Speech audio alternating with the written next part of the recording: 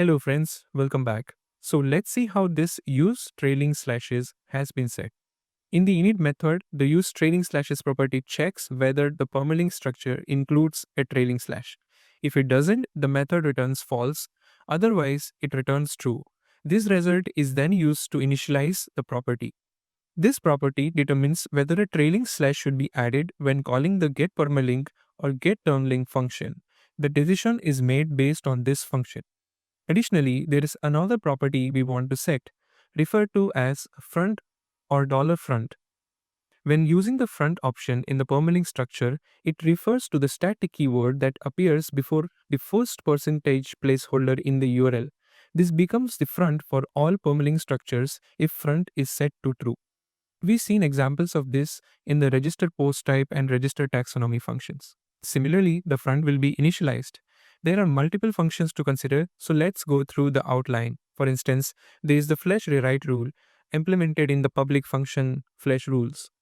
The purpose of flush rules is to update the rewrite rules. Initially, it clears the existing rewrite rules, since all rewrite rules are stored in the options table.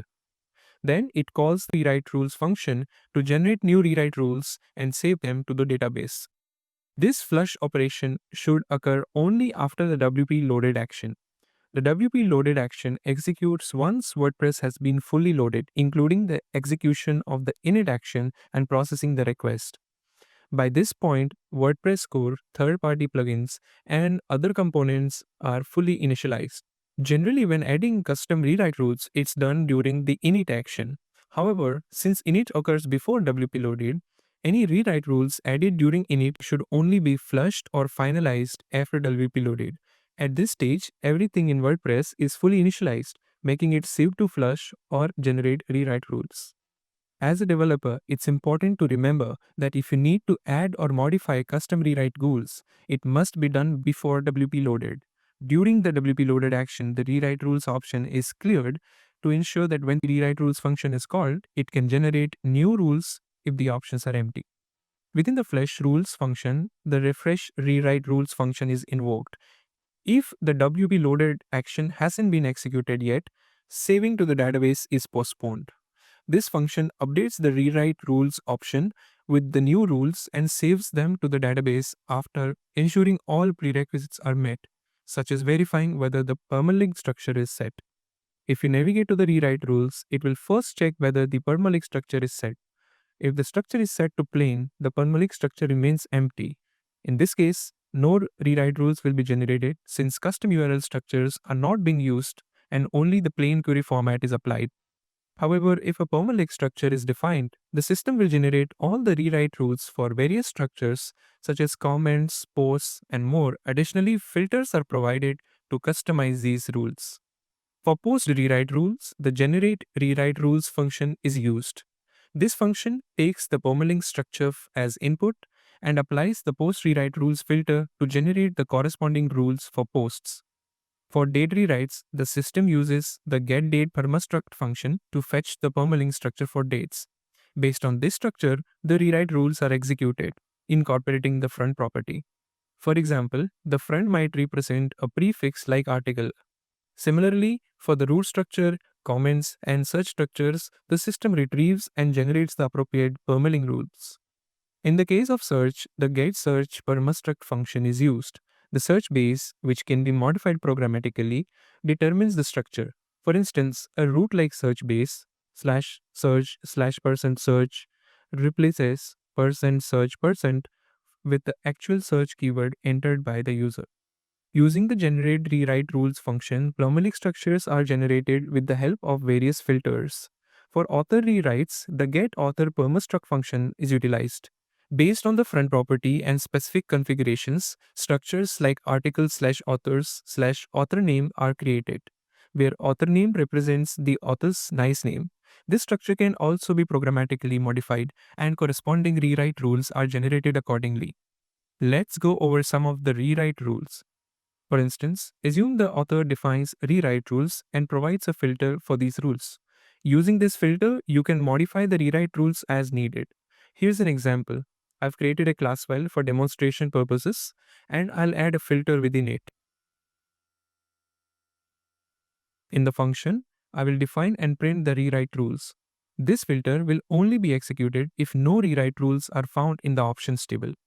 To test this filter, go on admin screen and refresh it. You will notice that it works without requiring a manual flush of changes.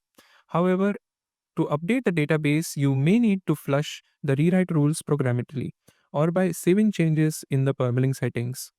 For example, let's discuss the structure. We have articles as the front, author as the base, and regex patterns used to match the author's name or a nice name. Additionally, rules for pagination, embedding, and fields have been set up, along with tools leveraging index.php and query variables. In another video, we'll dive deeper into how these rewrite rules work and how WordPress uses regex and query vars to process requests like identifying an author name. Similarly, you can apply or filter rewrite rules for pages, posts, categories, post formats, custom taxonomies, or default taxonomies. At the end of the process, the generated rewrite rule action is executed. If you need to trigger a specific action when a rewrite rule is generated, you can use this action. Additionally, there is a filter for modifying all rewrite rules collectively. If you need to adjust their order, you can use this filter. WordPress matches the current request against rewrite rules sequentially, starting from the top. If you want a specific rule to take precedence, you will need to unset it and reposition it at the top. This ensures that your rewrite rule has a higher priority when WordPress processes requests and displays content on the front end. Let's update our filter. To view or modify the rewrite rules, you can refresh the appropriate section and find the list of rules. Adjust their positions as needed from top to bottom to ensure proper functionality. If certain rules aren't working as expected, modifying their priority by repositioning them can help. Using the rewrite rules array filter allows you to manage these rules effectively. Alright, so these filters are available for you to explore one by one and gain a better understanding of them. The rewrite rules have been generated using the rewrite rules function, and these generated rules will be invoked to create all the necessary rewrite rules.